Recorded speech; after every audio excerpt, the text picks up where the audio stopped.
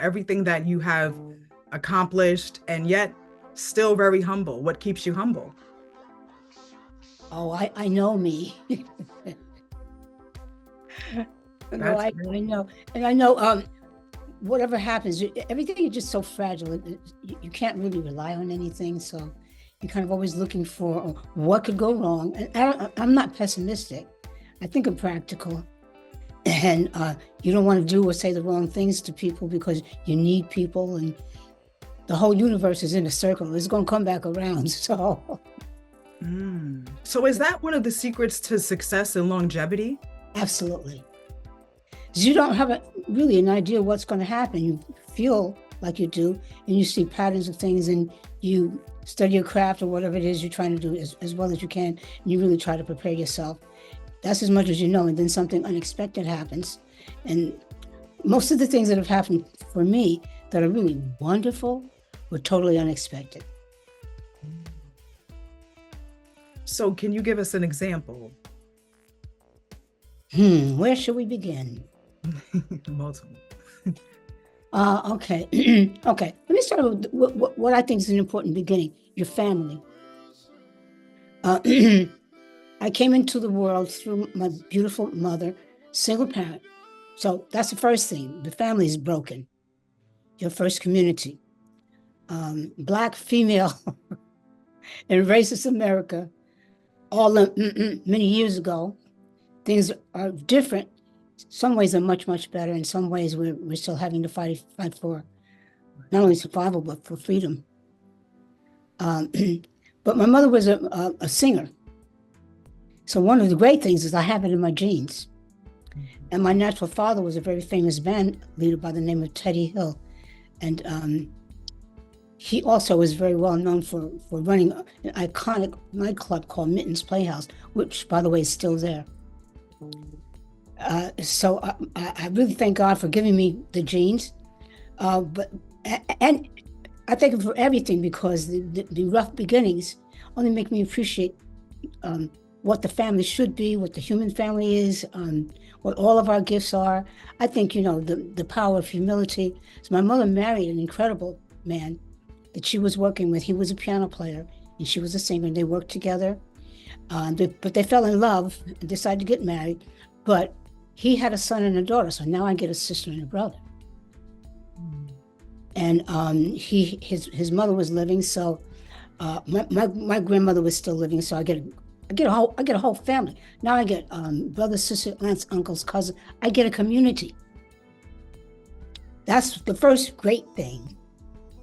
The second great thing is that because my stepdad was a musician, everybody in his family played the piano and loved music. He gave us piano lessons. So I began to study music, and there was music in the center of our lives. Well, in many, many families, it is the center of your lives. Music is. People, they sing and play music, not necessarily perform, but they experience music in the family. It's not a performance, it's just part of your life. But they were performers, so they took us on their jobs to watch them perform so we could see the magic, what happens to people on stage when people are paying attention to them. And when we were kids, like when we were 9, 10, 11 years old, like that, because we weren't old enough to like to go to concerts and stuff yet. So you get to experience that magic from the magical time in your life when you're a child. And at the same time, we were all playing piano. So we started actually physically studying music. So I'm getting an introduction into the technical aspect of it. I mean, I can look back on it and see that now. I mean, I didn't feel that way, but and going on. My brother, who's passed away, became a fantastic both classical and jazz piano player, just like his dad. And I was in there with him trying to play.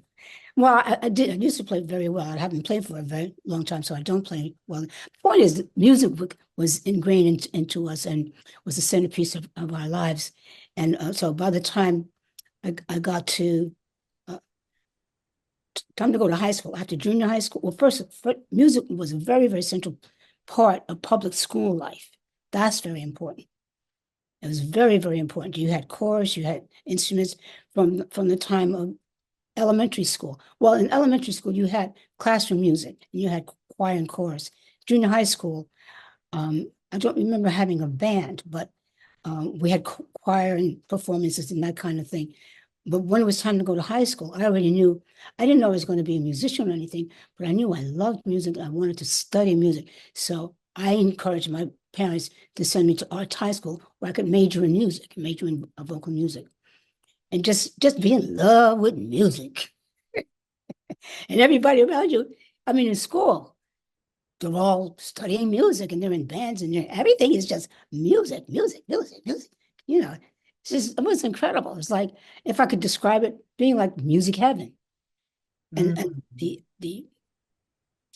artistic respect that the teachers and everything have for everything, your other subjects too, but for music and the incredible talent that you're surrounded, it really is inspiring. So by the time it was time to go to college, I wanted to major in music, but we didn't have the money to go to like a Manhattan school or Juilliard or something. So I went to a teacher's college, but I majored in music.